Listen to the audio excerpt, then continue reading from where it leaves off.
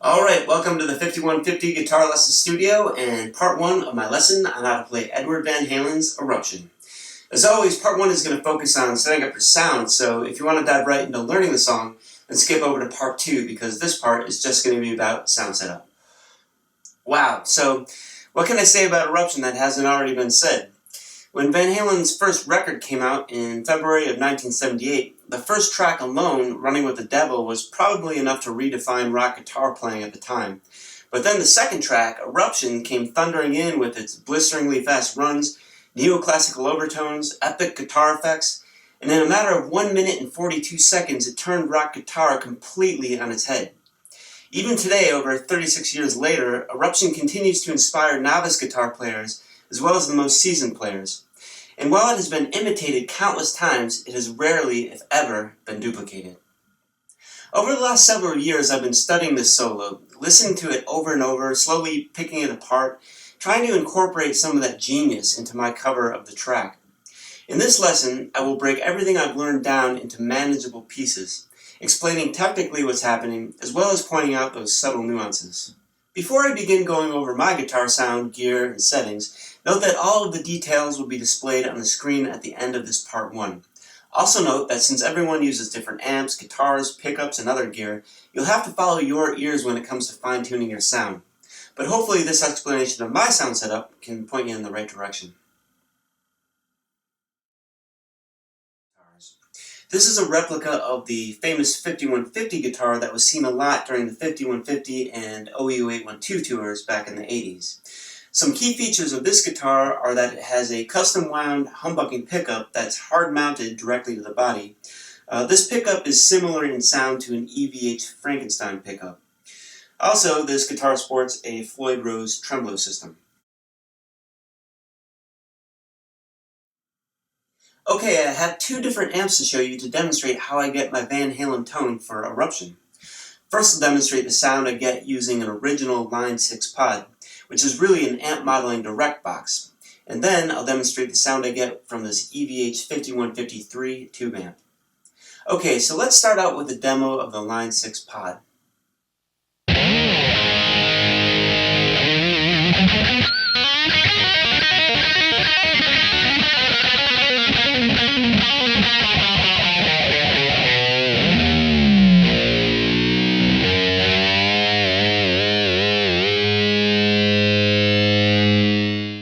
As you may know, the pod features amp modeling technology which attempts to simulate many different classic tube amps. Right now I've got an amp model called Rectified selected. You'll find the rest of the Line 6 settings at the end of this part 1. Now from the pod I'm going directly into my Mac using a USB audio interface box, and then I'm recording with GarageBand. And from there I further refine the sound using GarageBand's built-in EQ. At the end of this part I'll display a screenshot of those EQ settings. Now, here's a demo of the tone with a 5153 50-watt tube amp.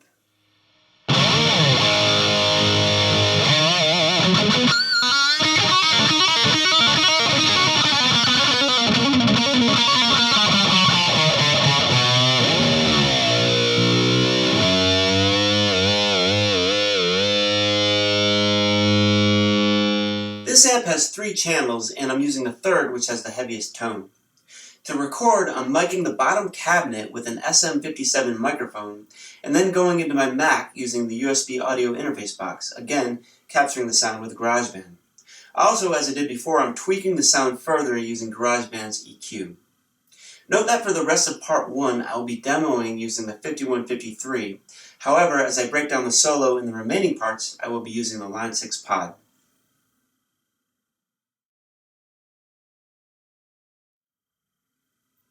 Okay, now let's talk about effects. Eruption employs a number of guitar effects that add to the brilliance of this solo.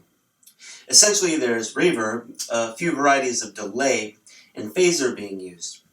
As I said before, everyone uses different effects pedals and processors, so it's tough to get everyone sounding the same, but let me show you the details of what I'm using.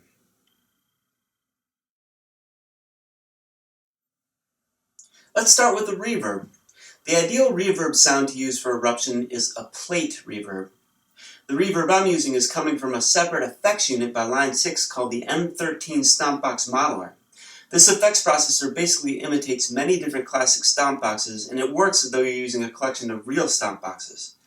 The M13 Reverb model I'm using is simply called Plate. Here's a demo.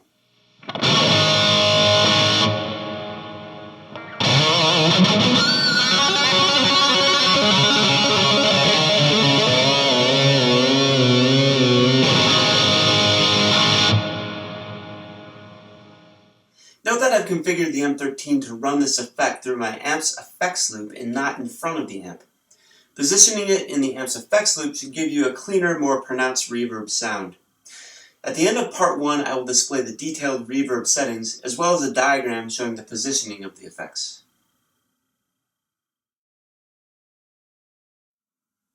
The next effect is a type of delay called a tape echo. Originally, Eddie used a machine built in the 70s called the Echoplex, which used tape to record and play back guitar echoes at different levels and rates. Of course, today you can get similar sounds from a variety of pedals and processors with digitally generated effects. The effect I'm using is also coming from my M13, and it's called simply Tape Echo. I've got it set to about 500 milliseconds delay with a 3 to 4 repeat. Here's a demo.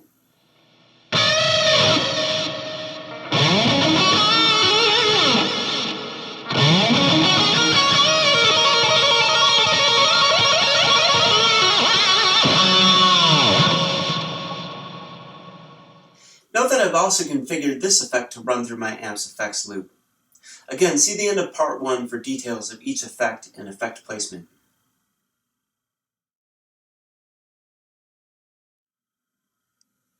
After adding the plate reverb and tape echo, I found that the main lead guitar sound got a little washed out no matter how high or low I set the mix for these effects.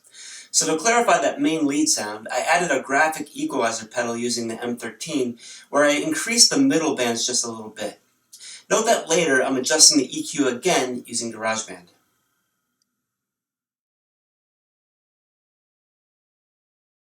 I'm using an EVH brand MXR Phase 90. Originally, MXR had two pedals, one called the script pedal from the 70s, and then one called the block pedal from the 90s.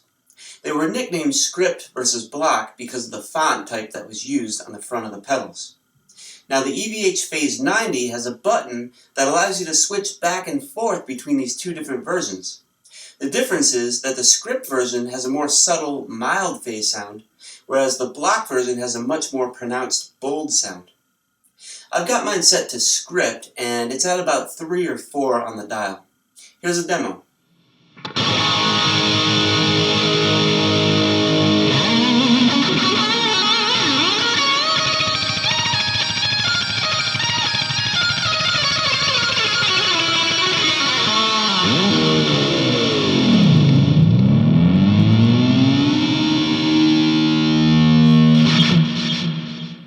Note that I'm running the Phase 90 after my guitar and in front of my amp.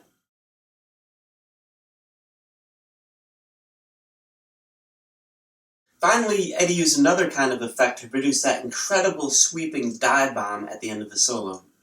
For this he used a Univox EC80 tape echo, which is another vintage machine that is very hard to come by these days.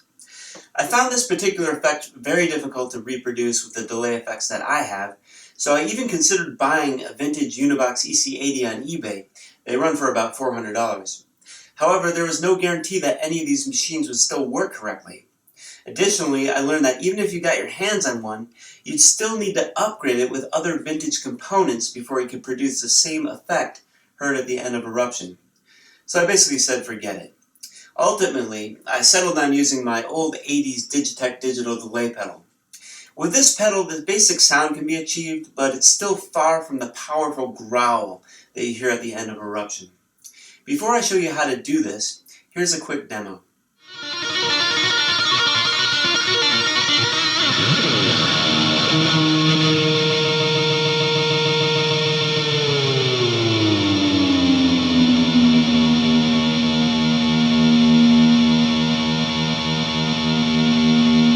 The trick here is to find a pedal that allows you to do infinite repeats. So after striking the last note of the solo and letting it ring out, you turn your delay on first and then immediately activate the infinite repeat. This produces a constant repeating note. Then you can pitch shift the repeating note down using the delay time knob. The note is shifted down 1 full octave. Okay, so here's another demo showing what this looks like on the pedal itself.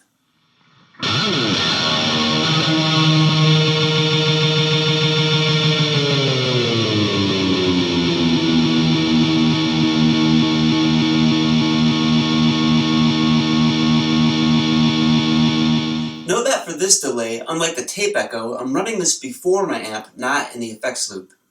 Additionally, you'll want to position your phaser right after the digital delay so that the ending die bomb incorporates that phase sound.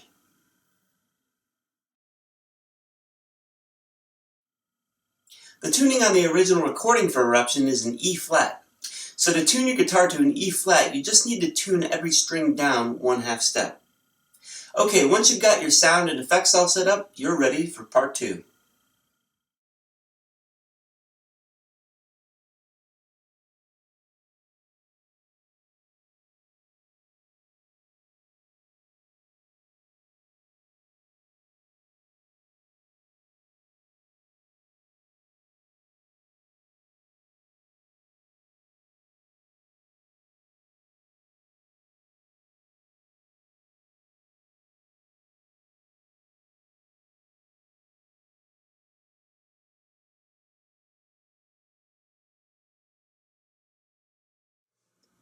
Alright, now that you got your sound all set up and your guitar tuned down to an E flat, let's get started.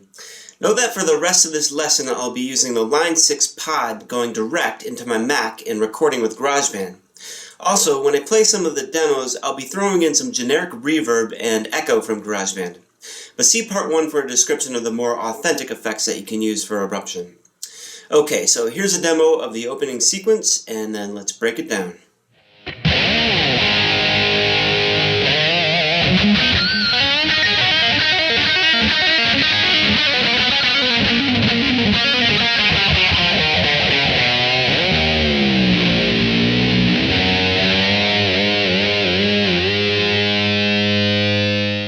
Alright, so we're going to start off with that slide that goes from right around here all the way up to the 14th fret and then back down and resolves on an A chord.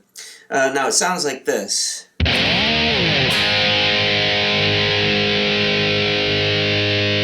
So what I did there was I took my ring finger and I'm barring across the fretboard right around the 4th fret or so, and then I'm going to strike the A, D, and G strings, and I'm going to slide all the way up to the 14th fret. So it sounds like this. And then when I get to the top, I'm just going to slide it right back down without picking again.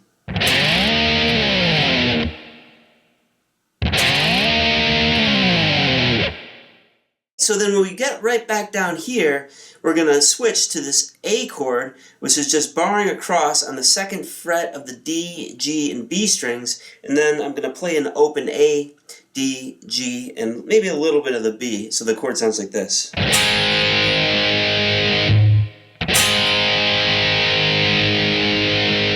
So all together.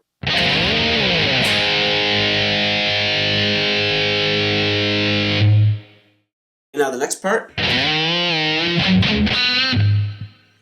Okay, so what I did there was I slid up on the A string using my ring finger from right around here, the 2nd or 3rd fret, all the way up to the 7th fret, and I give it a little bit of a bend.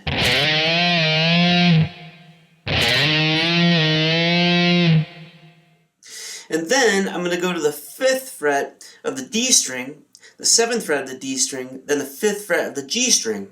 Like this. And when I did that, I muffled here at the bridge to keep those notes really nice and tight. Okay, so now all together. And then we're going to do this part.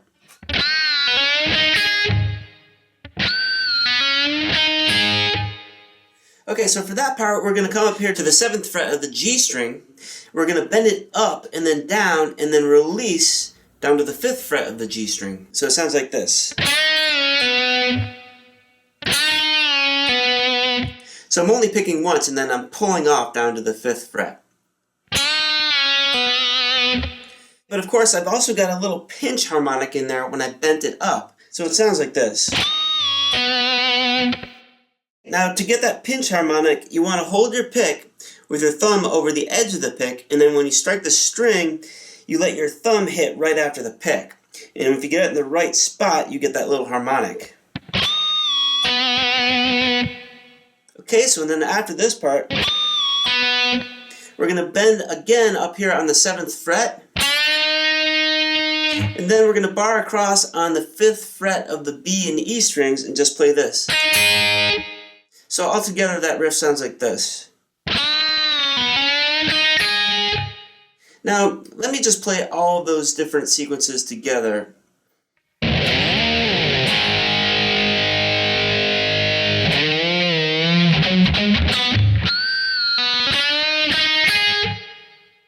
Alright, so the next part is this hammer on, hammer off lick that goes like this. Now really slow, it sounds like this.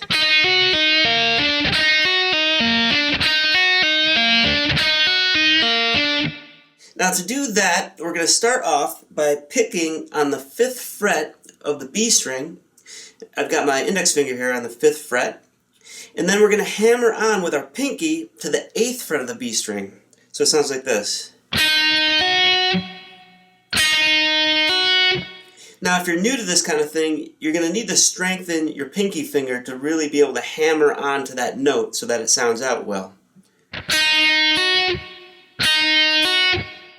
And now once you're hammered onto the 8th fret of the B string with your pinky, you're going to pull off back down to the 5th fret.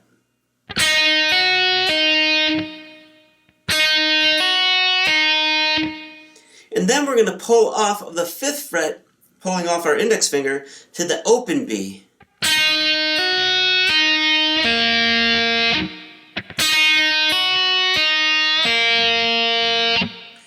Okay, then we're going to hammer on to the 8th fret of the G string with our pinky, so it'll sound like this.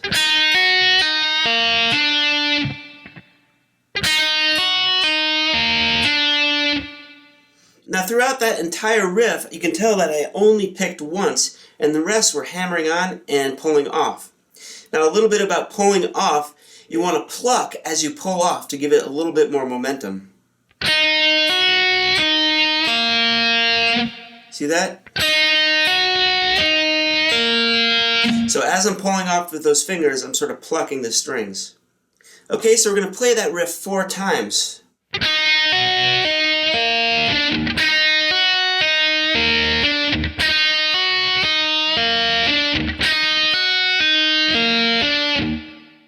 Okay, now one quick note is that when you transition from the first part to the part that I just played, that is from this part to this part, that little transition in there, it happens so quickly that you can barely even discern the notes when you listen to the recording. Okay, so it sounds like this.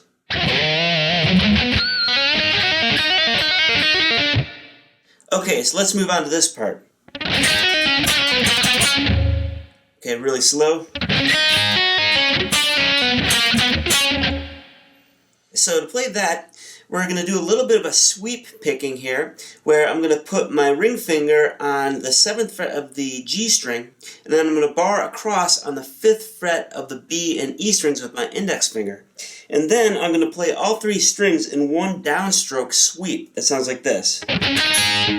So if you look at my picking hand, I'm just sweeping across those 3 strings. And then I'm going to hammer on with my pinky finger to the 8th fret of the B string again, and then I'm going to pull off to the 5th fret of the B string. So it sounds like this. And then I'm going to hammer on to the 7th fret of the G string with my ring finger.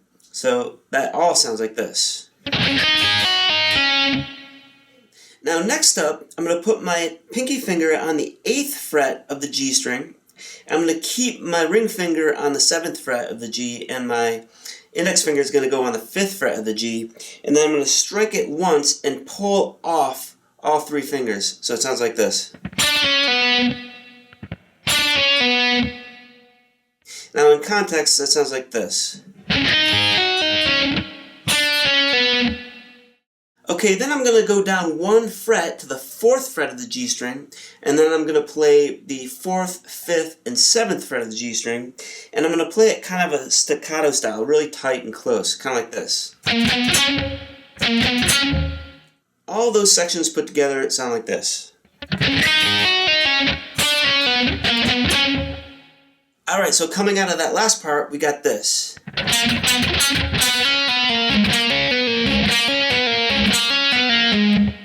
And just a little slower.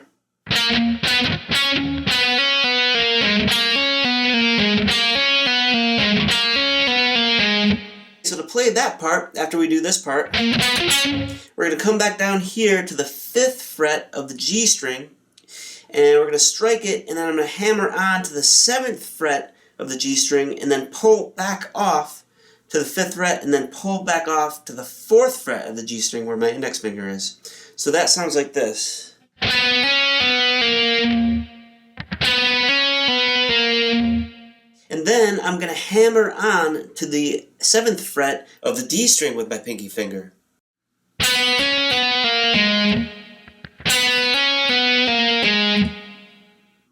Okay, so as you can tell, it's similar to what we did a little bit earlier. Now, the next time I do this riff, I'm going to start off not on the 5th fret, but I'm going to go down to the 4th fret and do this. So all I did there was I started on the 4th, hammered on to the 7th on the G string, and then hammered off down to the 5th, and then back down to the 4th. And of course I hammered back down on the 7th fret of the D string again. Okay, and we're going to do that bit 3 times.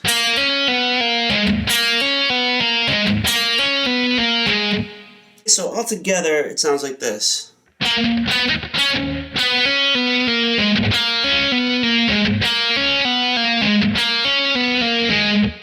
Now another thing about that riff is when it's played really fast, Eddie's muffling at the bridge for a little part of it to make it really kind of tight sounding. So it kind of sounds like this. Okay, so after I got through this part,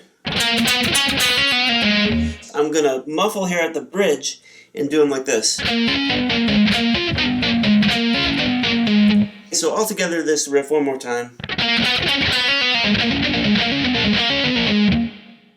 Okay, so now as a quick review, let's just play everything up to that point and then we'll move on.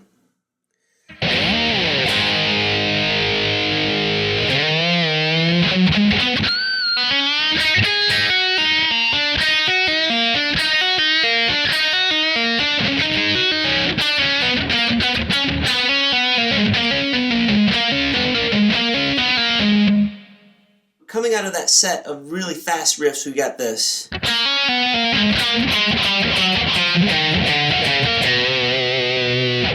One more time.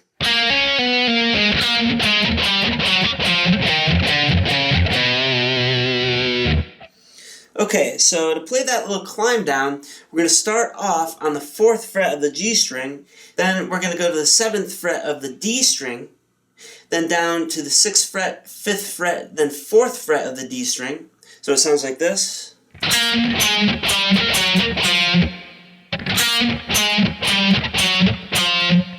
And then we're going to go to the 7th fret of the A string, down to the 6th, down to the 5th, and we're to skip the 4th and go to the 3rd. So that sounds like this.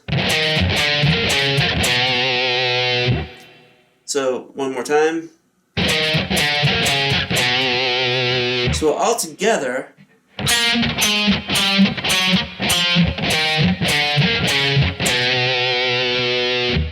now of course another thing is that after playing each note, he's muffling here at the bridge to lock in the note. So it kind of sounds like this.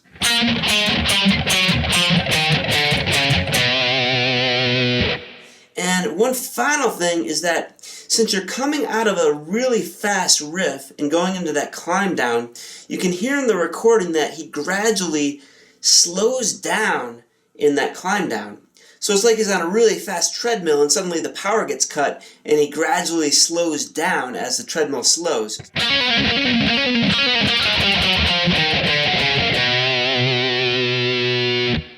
Alright, so right after the climb down, we conclude that section with that dive bomb. So that dive bomb sounds like this.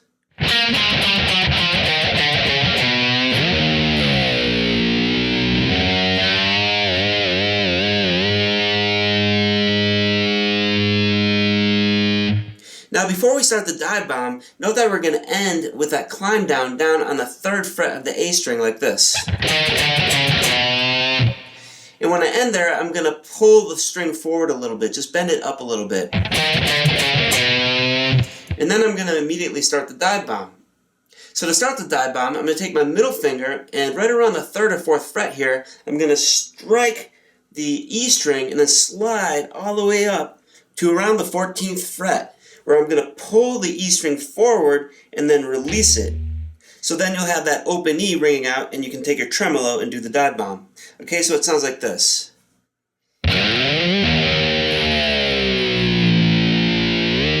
One more time.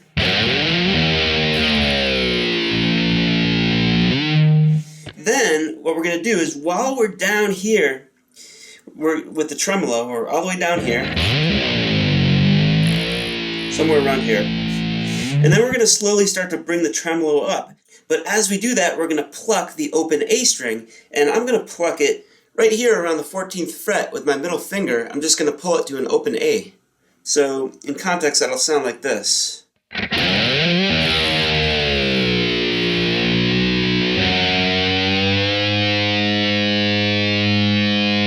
Now another thing I did was I isolated the A string by muffling the D string and the E string with my middle finger and with my thumb, so that I got a clean open A sound. So let me do it again and just take a look at how I muffled D and E strings.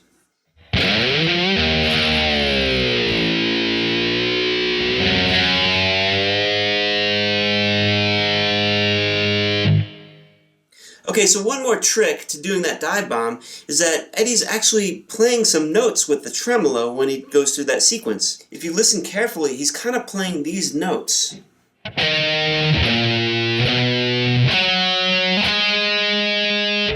Of course, he's playing that one octave lower because he's going way down with the tremolo. But again, he is playing these notes.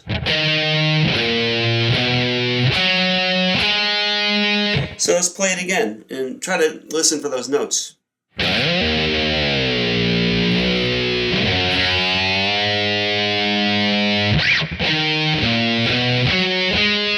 Now it's pretty difficult to match those notes exactly. You're going to have to use your ear, you're going to have to be very accurate, and you're going to have to be very careful with the tremolo to make it sound like that. Okay, so at the end I'm just going to do 4 dips of the whammy bar, so that sounds like this.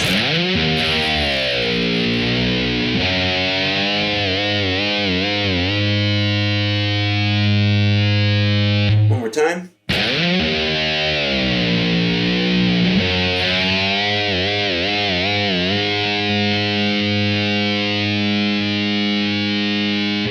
Okay, so just to tie it all together, here's the opening sequence once again, really slow.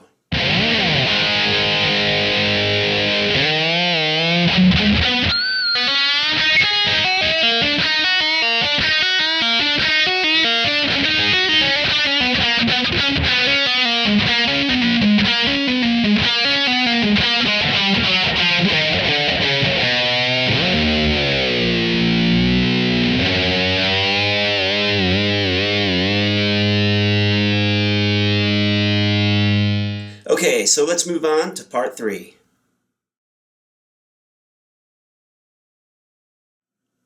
Alright, welcome to part 3. Now here's a demo of the next sequence.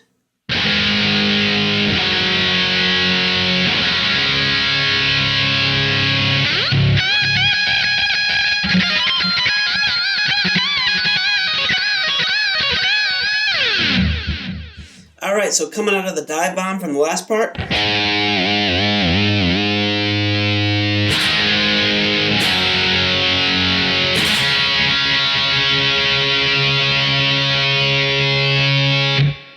Now as you can tell there, we just played 3 standard chords. We're playing an A, then a G, and then a D. So really quick, for the A I'm just playing the open A string and then I'm barring on the 2nd fret of the D and G. Then for the G, just got my middle finger on the 3rd fret of the E, index finger on the 2nd fret of the A. I've got an open D and G string, and then I've got my ring finger on the 3rd fret of the B, and my pinky on the 3rd fret of the E. Okay, and then finally the D. I'm playing an open D, then index finger on the 2nd fret of the G, then my ring finger again on the 3rd fret of the B, and then my middle finger on the 2nd fret of the E.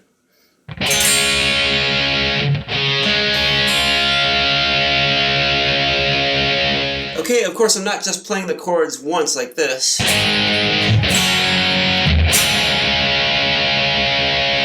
I'm starting off where I'm playing the A string twice with a down and up stroke.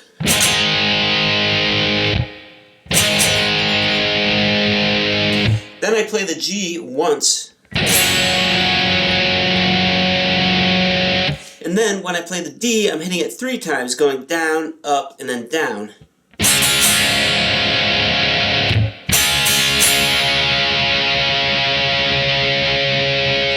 Now when you listen to the recording, the D almost sounds just like he's playing it once, but he's playing it so fast, it just sounds like one. But if you listen carefully, there's some strumming going on in there. So again, really fast, it sounds like this.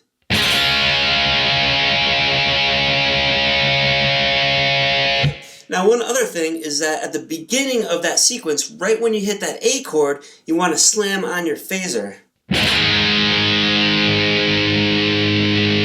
Okay, and then we're going to leave the phaser on for the rest of the solo. Now, for the purposes of the lesson, I'm going to keep the phaser off during the explanations, but just have it on during the demos. Okay, so let's move on to the next part. Alright, so coming out of that D chord,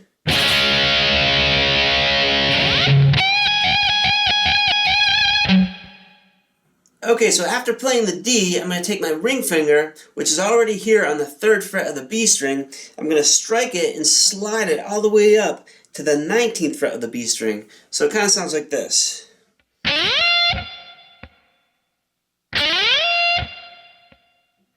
Okay, but when we get up here on the 19th fret, we're not going to hang around too much. We're going to pull our finger off right away before going on to the next spot. So it kind of looks like this. And then the next part goes like this.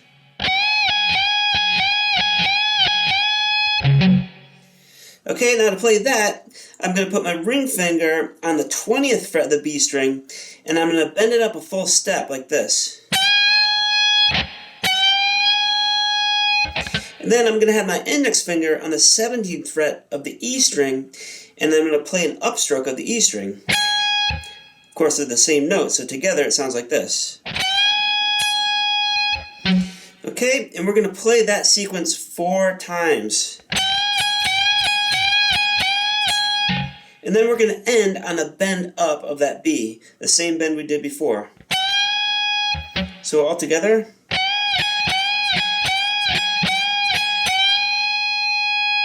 One more time.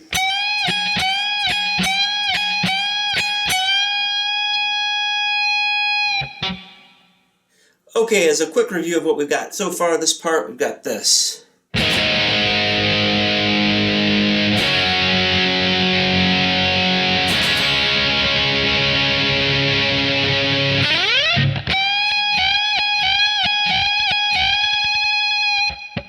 Okay, and then we have this part.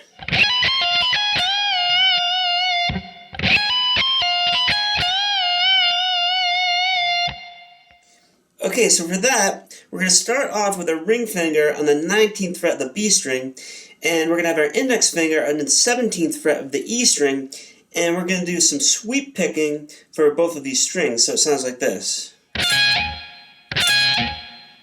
Now note that right after I finished playing the 19th fret of the B string, I lifted my finger off. Also note that I'm locking in those notes by muffling here at the bridge. Okay, so after that, I'm going to hammer on to the 20th fret of the E string, so it sounds like this. And And then I'm going to play the 21st fret of the E string with my pinky finger, then back to the 19th fret of the B string. Then I'm going to play the 20th fret of the E string and the 17th fret of the E string. Okay, so all together.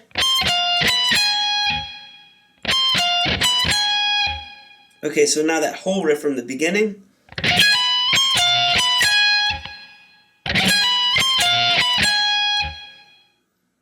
And then we're going to finish with this.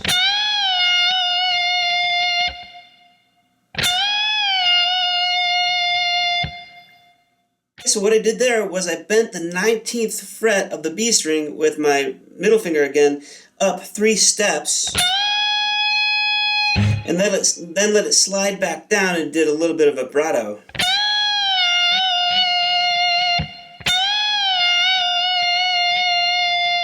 Okay, so now that whole riff all together. Now another thing about that passage is there's sort of a swing rhythm going on. So if you listen to the recording a few times, you might be able to sort of get the feel for that little rhythm and be able to reproduce it. Now one last thing I want to point out about that section is that when you're transitioning from this part to this part, there's a little stutter right between those parts that can be heard. It kind of sounds like this.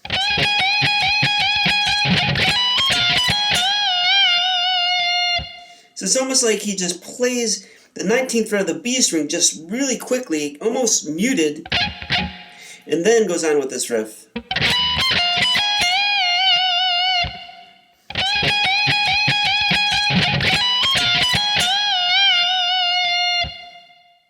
Okay, so let's move on to the last part of this segment. Alright, so coming out of this part, we've got this. Okay, so what I did there was I started off on the 17th fret of the E string, and then I went to the 20th fret of the B string where I bent up a full step. Then I'm going to the 17th fret of the E string again, I'm going to the 20th fret of the E string, and then bending that up a full step. So all together. Then I'm going to bend that down and pull off to the 17th fret of the E string again. So it's like this.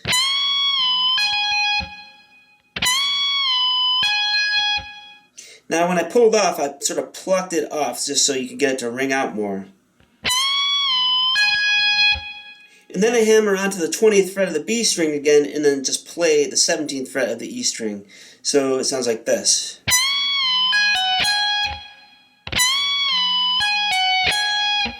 Okay, so that little bit all together.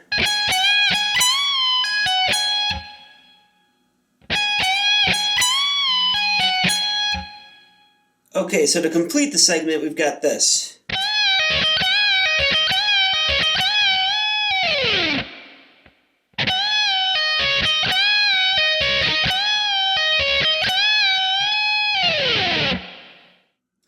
Okay, so for that, we're going to go to the 20th fret of the B string. We're going to bend it up another full step. We're going to let it bend down, and then we're going to pull off to the 17th fret of the B string.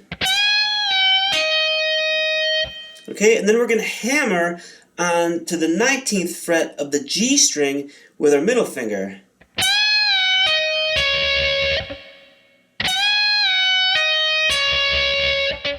And then we're going to pick the 17th fret of the B string and start over again.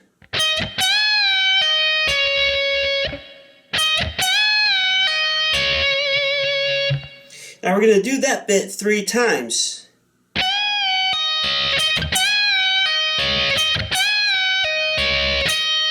And then we're going to end bending up a full step on the B string and then sliding down the neck.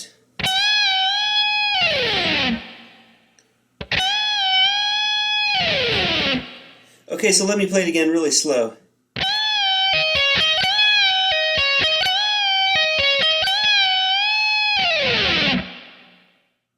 Okay, so those two pieces together sound like this.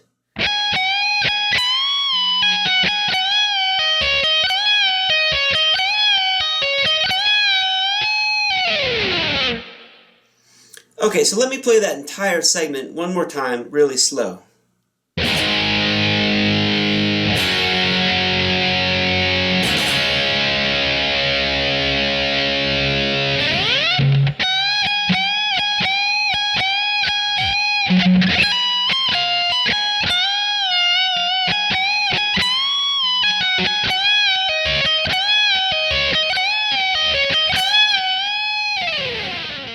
So as you know, that section along with the rest of Eruption happens lightning fast. So the best way to get there is to just play it really slow, correctly, technically, and then gradually speed it up.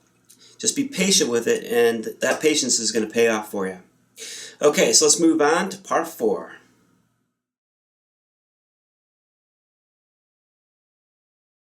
Now here's a demo of the next sequence.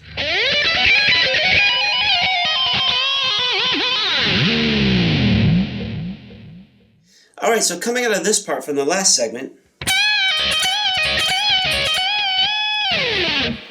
we're going to pick on the 3rd fret of the B string with our index finger, and then we're going to slide up all the way to the 16th fret of the B string and pick again.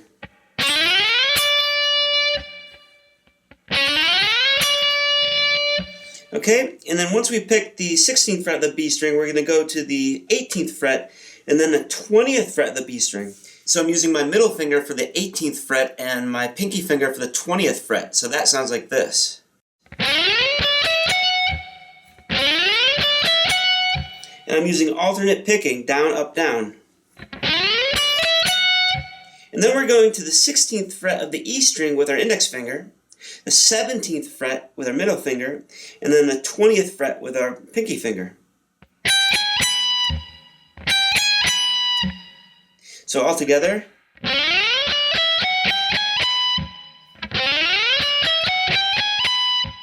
And then we're going to go to the 14th fret of the B string with our index finger, the 17th fret with our middle finger, and the 20th fret of the B string with our pinky finger.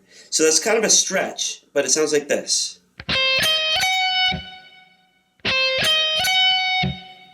Okay, so all together that sequence.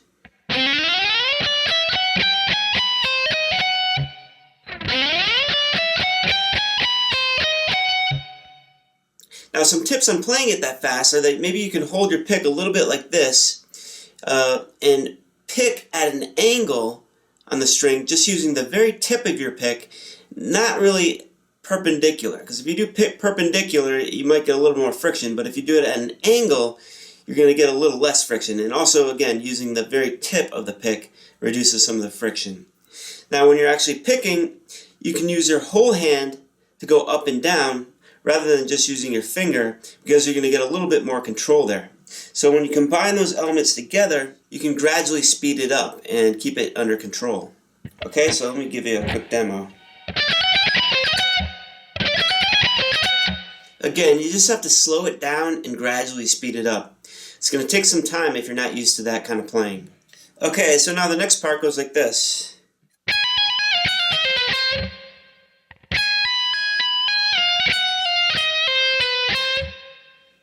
Okay, so for that, we're going to start off on the 17th fret of the E string. We're going to pick it and then hammer on to the 20th fret of the E string with a ring finger. So it sounds like this. And then we're going to hammer it on and off like this.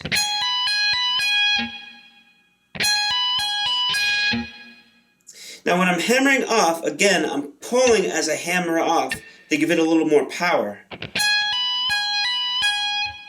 Okay? And then we're going to slide down from the 17th fret of the E string to the 14th fret of the E string. So that sounds like this.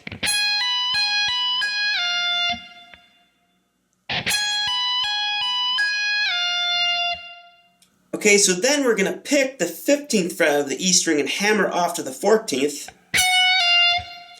Then we're going to pick the 17th fret of the B string and hammer off to the 14th fret of the B string. So those two things. And then we're going to hammer on to the 17th fret of the G string. And then pick the 14th fret of the B string. So those three things together.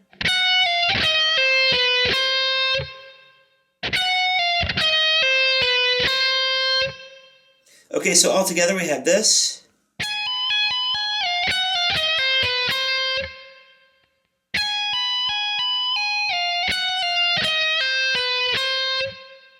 Okay, so the final part of that segment sounds like this.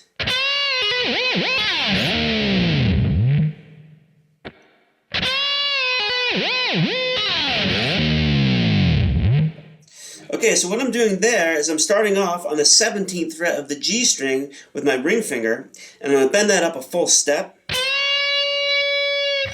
Then I'm going to let it bend down and I'm going to pull off to the 14th fret of the G string, and then hammer back on to the 17th fret.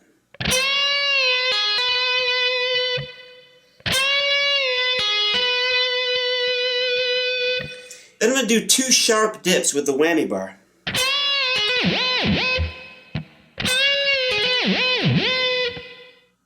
Okay? And then right as I'm coming up on the second dip, I'm going to pull off down to the 14th fret of the G string like this. And then I'm going to slide all the way down the neck.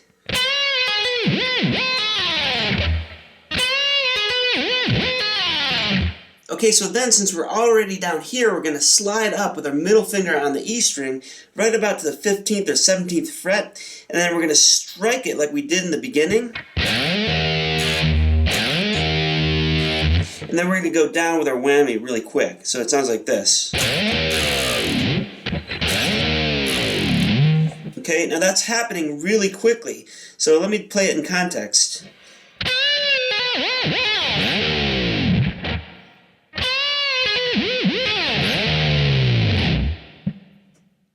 Okay, so as a review, let me play this entire segment one more time really slow.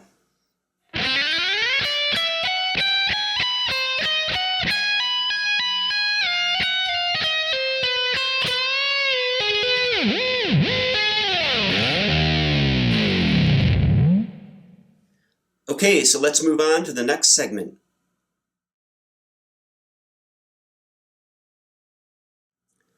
Alright, welcome to part 5, and here's a demo of the next segment.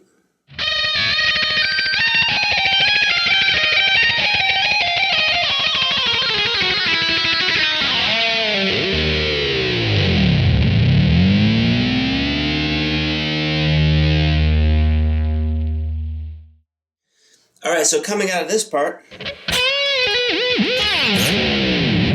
we've got this.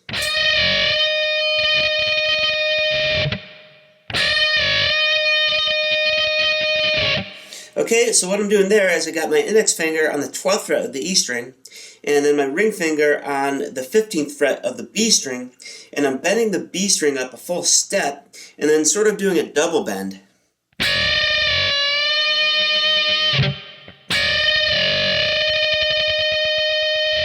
And then the really fast picking part begins.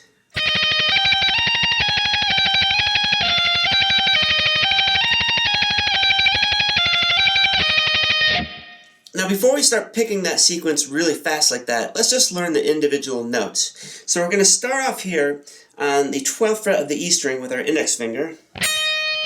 Then I'm going to go with my middle finger to the 16th fret. Then I'm going to the 19th fret with my ring finger.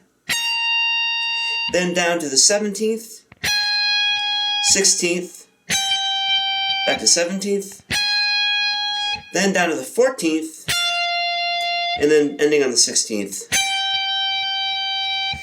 Okay?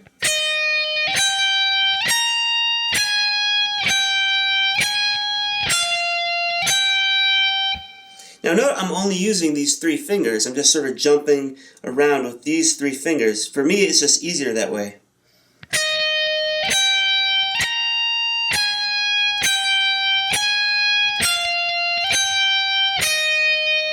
Okay, and we do that sequence twice, but of course we've got that really fast picking technique in there. Now the way I've learned to do that is I make sure I'm picking just using the very tip of my pick, but I'm holding my palm against the strings, kind of to secure my hand, and I'm moving my hand up and down like this. So it sounds like this.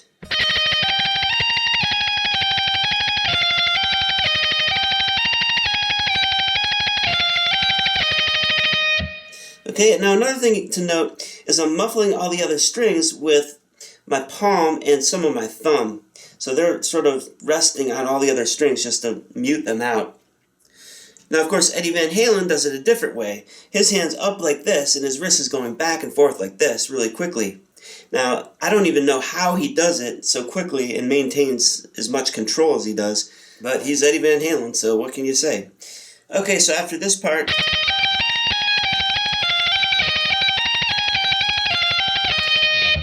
we've got this part.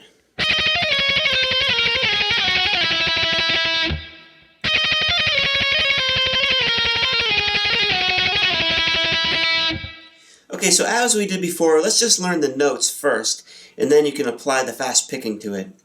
Okay, so we've got this. We're going to start off on the 12th fret of the E string with our index finger. Then I'm going to hammer onto the 14th fret, hammer off back down to the 12th, and then slide down to the 10th.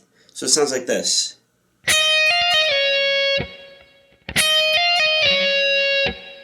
Okay, and then I'm going to hammer onto the 12th with my ring finger, pull off, and slide down to the 9th.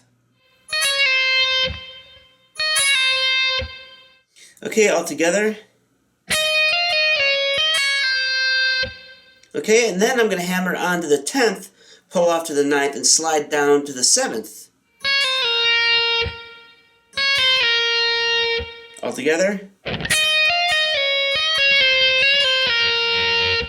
And then I'm going to continue that pattern down a full step each time, ending here at the 1st fret of the E string. Okay, so one more time, let me play the whole thing.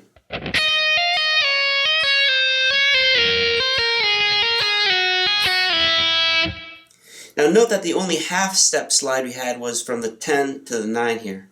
Okay, and once you apply your fast picking technique to it, we've got this. Okay, so far for this segment, we've got this.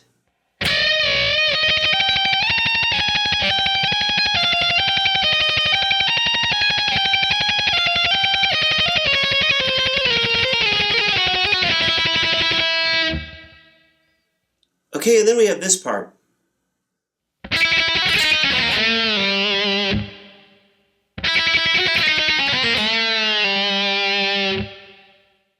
For that, let me just show you the individual notes without the really fast picking. So we came down from here. Now we're going to pause down here for a little bit. And then we're going to hammer onto the 3rd fret of the E string, hammer off back down to the 1st fret of the E string, and then hammer off the 1st to the open E. So it sounds like this.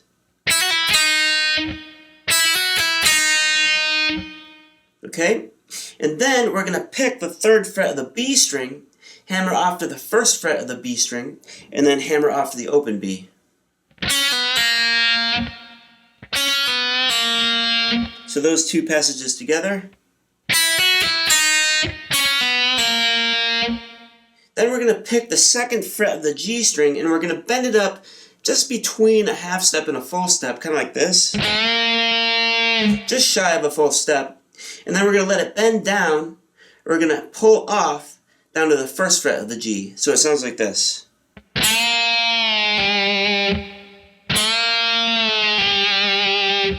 Okay, so those 3 elements.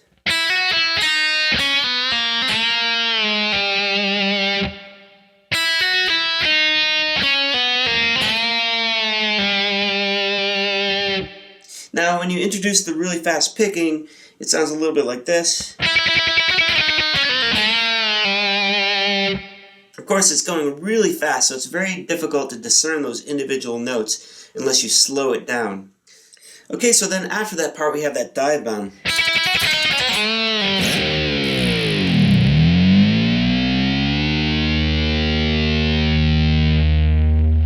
Okay, so to do that dive bomb, it's a lot like the ones we've done earlier, where I'm just going to slide up on the E string with my middle finger right around to the 14th fret here, and then I'm going to pull up on the string and release it to get an open E. I'm going to really let it twang. And I'm going to go immediately down with my tremolo, and then come back up. And And then I'm going to silence it by putting my palm just at the edge of the bridge, and I'm going to roll my palm onto the string. So I just slowly silenced it. I didn't just silence it like that, I just kind of rolled my palm onto the E string.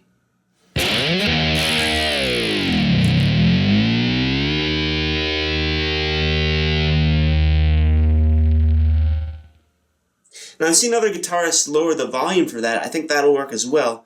But I found it easier just to silence it subtly at the bridge here instead of lowering the volume. Okay, so let me play that entire segment one more time really slow.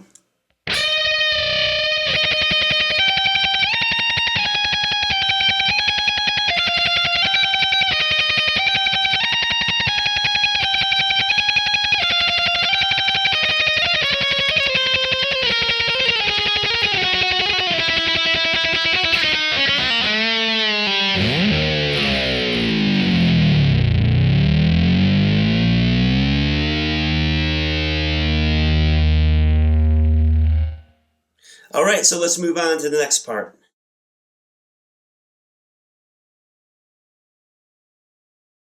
Okay, so here's a demo of the second to last segment.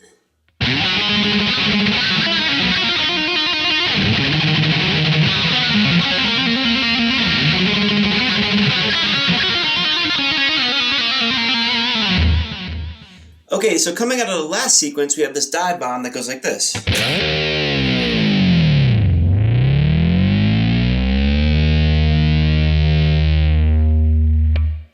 And then we pause for a few moments, and then we sort of explode into this next part that starts off like this. Okay, slowly it sounds like this. Okay, so for that, we're going to start off with our ring finger down here, right around the second or third fret of the A string. We're going to strike it and slide up to the 7th fret of the A string. Then I'm going to go with my index finger on the 5th fret of the D string. Then my ring finger again on the 7th fret of the D string. And then I'm going to do a series of rhythm hits that are really fast that sound like this. Okay, now to play those rhythm hits, I'm holding my pick a certain way. I'm holding it sort of like this, where you can see that my index finger is sort of hooked around the pick there. Now normally I sort of hold it more like this, but I've just moved my index finger down a little bit. And then the position of my hand is kind of right like this, and I'm using my sort of wrist and arm to kind of do a really tight and controlled picking. So after those 6 or 7 rhythm hits, we're going to go to the 5th fret of the G string, we're going to strike it, and then pull off. And then I'm going to hammer back onto the 7th fret of the D string, and I'm going to play about 4 more rhythm hits. Okay, so all together that section sounds like this. Okay, so then we're going to go into a series of 4 triads where we're picking and pulling off and hammering on. So the first triad sounds like this.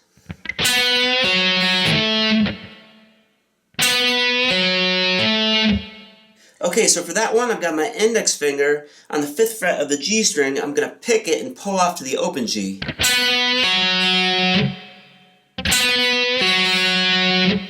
And then I'm going to hammer on with my ring finger the 8th fret of the D string.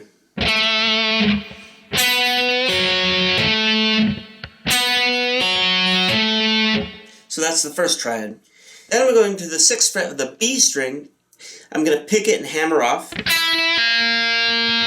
then I'm going to hammer on to the 9th fret of the G string.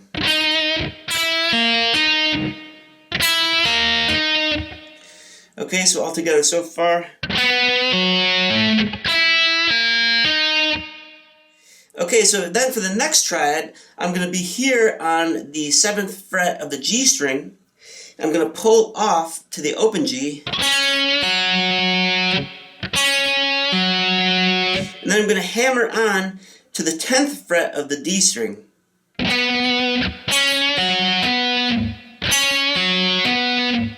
Okay, and then the 4th triad goes like this. Now for that, I'm picking on the 8th fret of the B string, pulling off to the open B, and then hammering onto the 11th fret of the G string.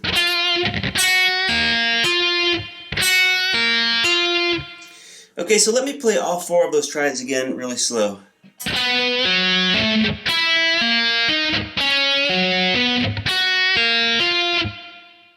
Okay, so once you've got those down technically, just gradually speed them up.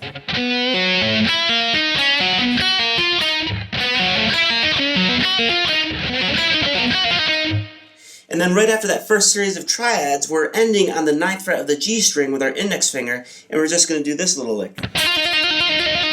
So I'm just hammering on and off to the 11th fret of the G string.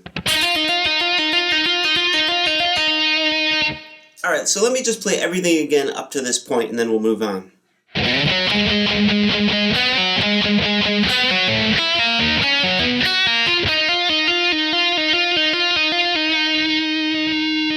Okay, so the next part sounds like this.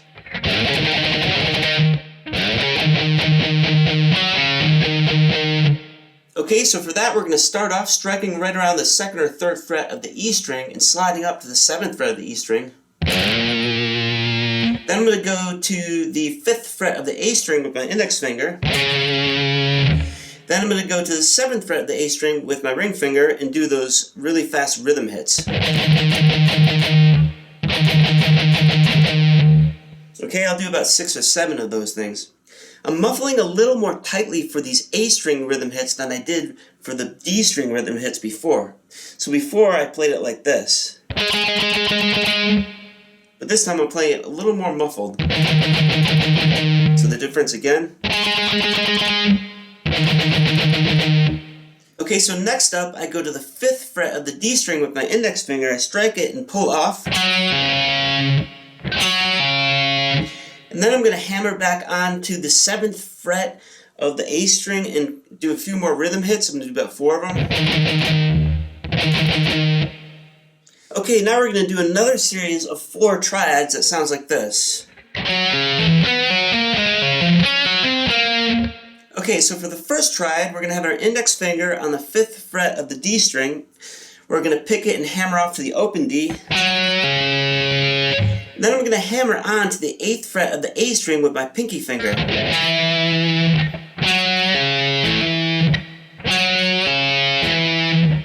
Okay, now the next triad, I'm going to go with my index finger on the 5th fret of the G string. I'm going to pick it and hammer off. Then I'm going to hammer on to the 9th fret of the D string with my ring finger.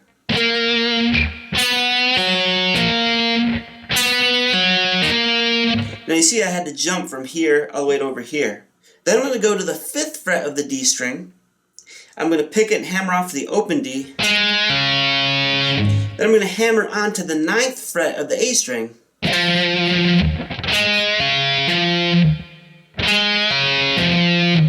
Okay, so far we've got this.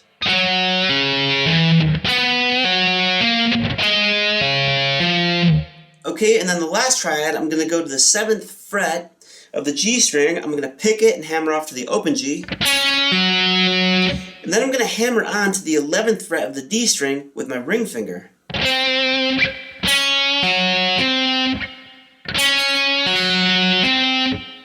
Okay, so all 4 triads again.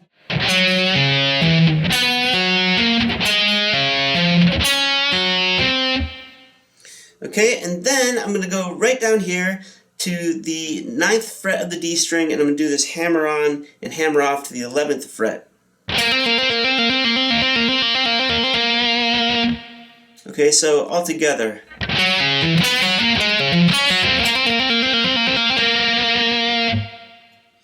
Okay, then we're going to play the exact same thing we did in the beginning.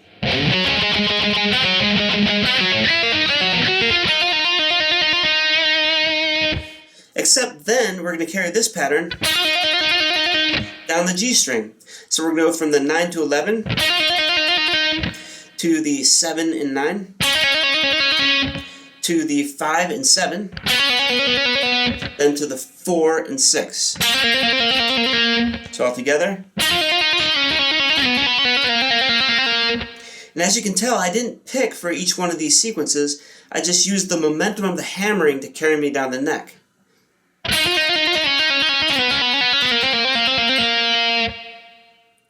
Okay, so as a review, here's the whole sequence once again, really slow.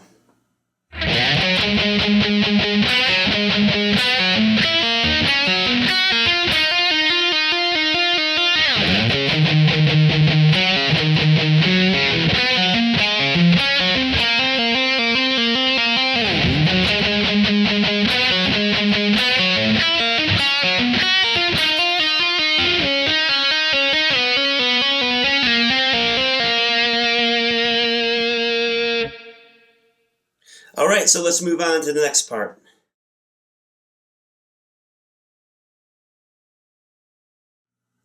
Alright, so the next part is the famous tapping sequence. Here's a demo.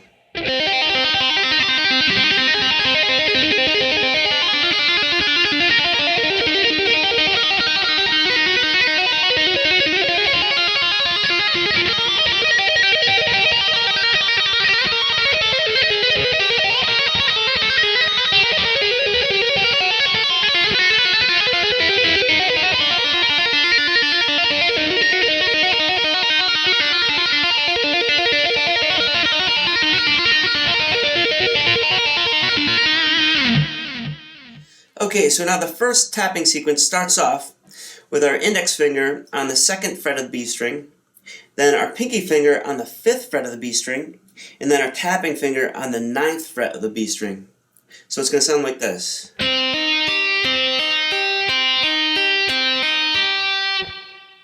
Okay, now what I did there to start us off was I took my tapping finger and I just gently plucked it here at the 9th fret. And I'm plucking it down to the 2nd. And then I hammer on to the 5th fret with my pinky. And then I hammer back onto the 9th fret with my tapping finger. Now once up here, I'm going to just pluck off as I pull off on the 9th fret and start over.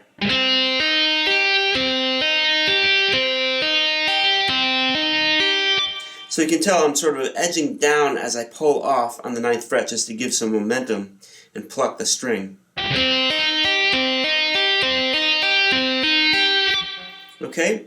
And then you can gradually speed it up.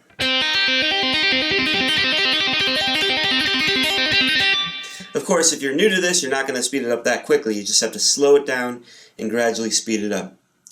Now, another thing about this is, as you can tell, I'm tapping with my middle finger, whereas a lot of people use their index finger. In fact, Eddie Van Halen himself uses his index finger. I just found that since I'm already holding my pick with my thumb and my forefinger, that it was easier just to use an available finger, the next one, my middle finger, to do the tapping. Okay, so I just developed that habit, but if you're more comfortable with your index finger, go for it. Now another thing is for the intermediate section where you're going to be tapping with either your pinky or your middle finger, you want to keep those fingers close to the fretboard. You don't want to pull them all the way up here when you're tapping. So you want to make it look more like this, not like this. Now if some of you have seen my earlier lesson on Hot for Teacher, my technique was a lot more sloppy. I was going way off the neck each time. Now, I could get away with that for Hot for Teacher, but for Eruption, he's tapping a lot more quickly, so I found that I couldn't keep up with that technique, so I really had to tighten it up. I had to learn that I have to be closer to the fretboard when you tap. Okay, so I'm going to do that first sequence 8 times.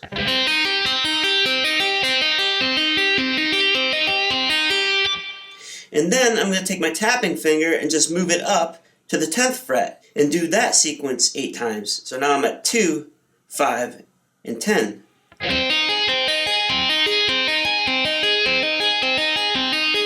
So all together.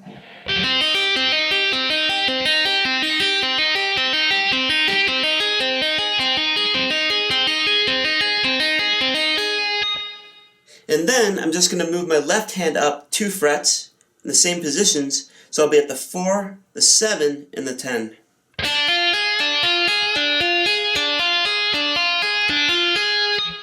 And then with my tapping finger, I'm going to go up here to the 12th fret and play this just about 2 or 3 times. before I take my left hand and move up to the 5th fret and the 9th fret. Okay, so that transition sounds a little bit like this.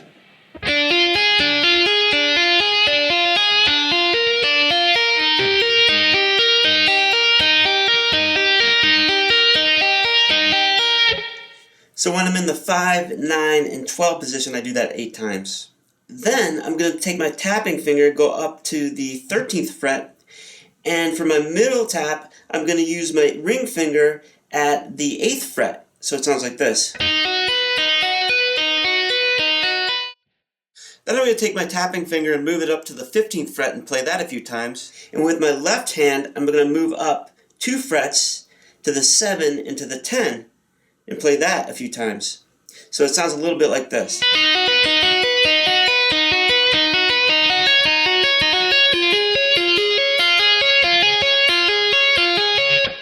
Then we're going to take our tapping finger and move it up to the 17th fret and do this 2 times. And then we're going to do something a little different. We're going to take our left hand, move it up 2 frets, same position, to the 9th fret and 12th fret, and then of course I'm tapping on the 17th, but it's going to sound like this.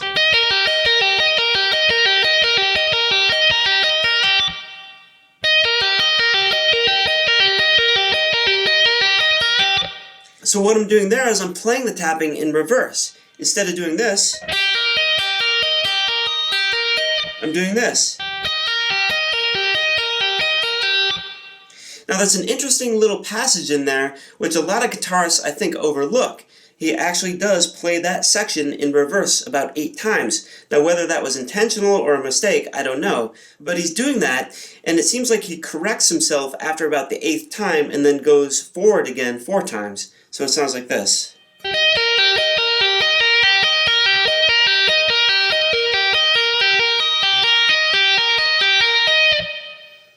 So let me play that sequence really quick one more time, just to transition from that one triad to the next.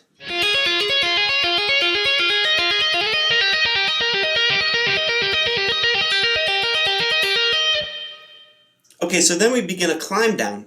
So I'm going to leave my tapping finger here at the 17th fret, and I'm going to move my left hand up so that I've got an index finger on the 12th fret and my pinky finger on the 15th fret.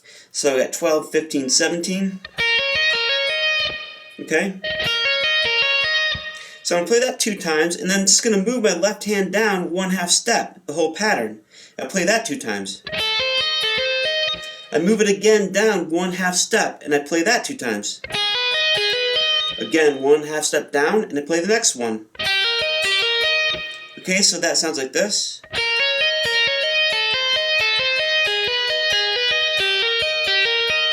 And then we're going to repeat it.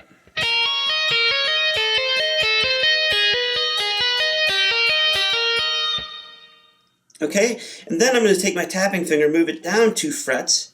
I'm going to take my left hand, move it up 1/2 step, and I'm going to do this pattern. I play it 2 times here. Then I shift my left hand down 1/2 step, play it 2 times. Shift down 1/2 step, play it 2 times. Again. So that whole thing sounds like this.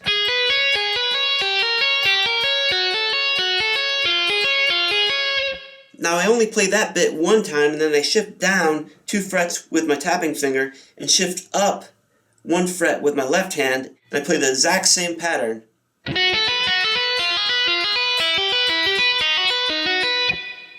Okay, and I do that 1 time as well. So let me play that climb down so far again all together.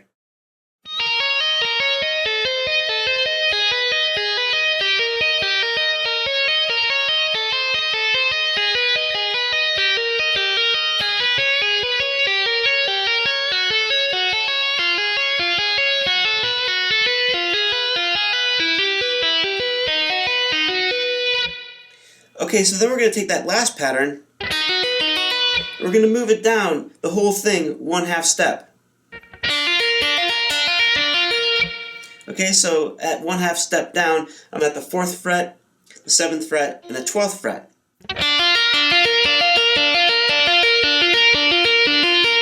And then I'm going to move my left hand up 1/2 step and play that. back down.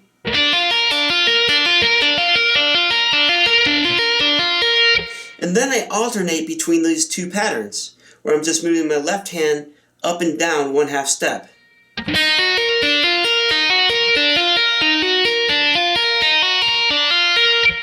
So let me play that last part all together so you get the idea.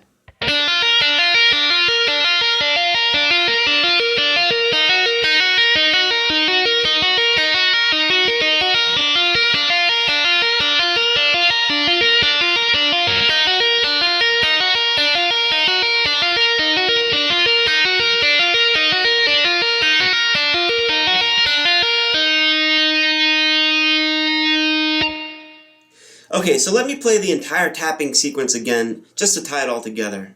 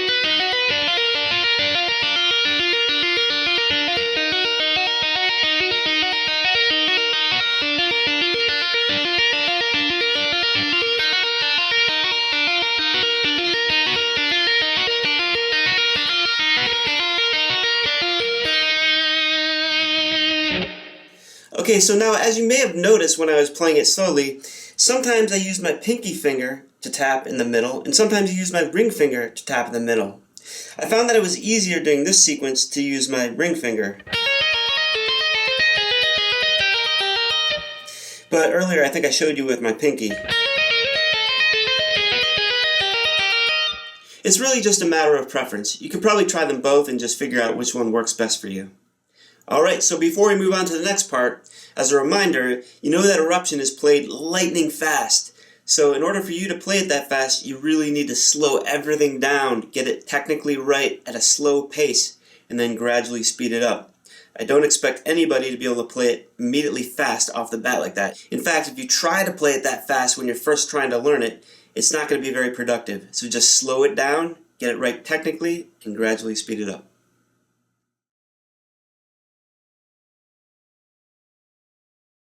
Alright, so now for the last part, that epic dive bomb. Here's a demo.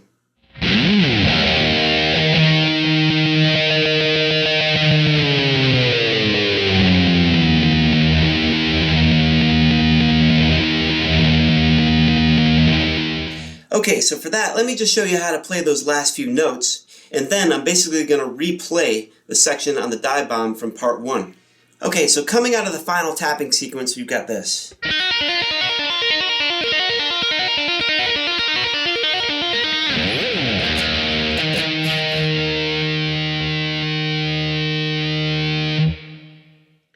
Okay, so what I did there was I basically took my middle finger and right around the 2nd or 3rd fret of the E string, I strike the E, I slide all the way up to right around the 17th or 18th fret, I slide right back down, and then I strike the E string again 2 times. So it sounds like this.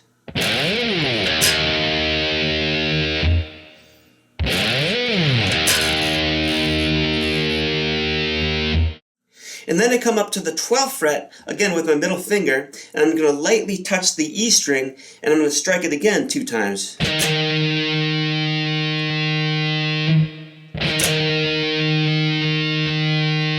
So again.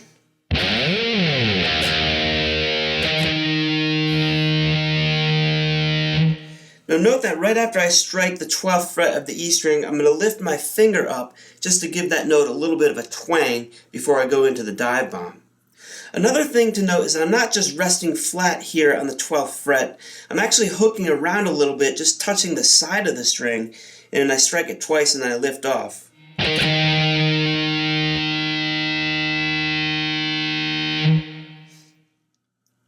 And then, of course, we use our digital delay pedal to produce that dive bomb. So here's a replay of that section from part 1. The trick here is to find a pedal that allows you to do infinite repeats. So after striking the last note of the solo and letting it ring out, you turn your delay on first and then immediately activate the infinite repeat. This produces a constant repeating note. Then you can pitch shift the repeating note down using the delay time knob. The note is shifted down 1 full octave. Okay, so here's another demo showing what this looks like on the pedal itself.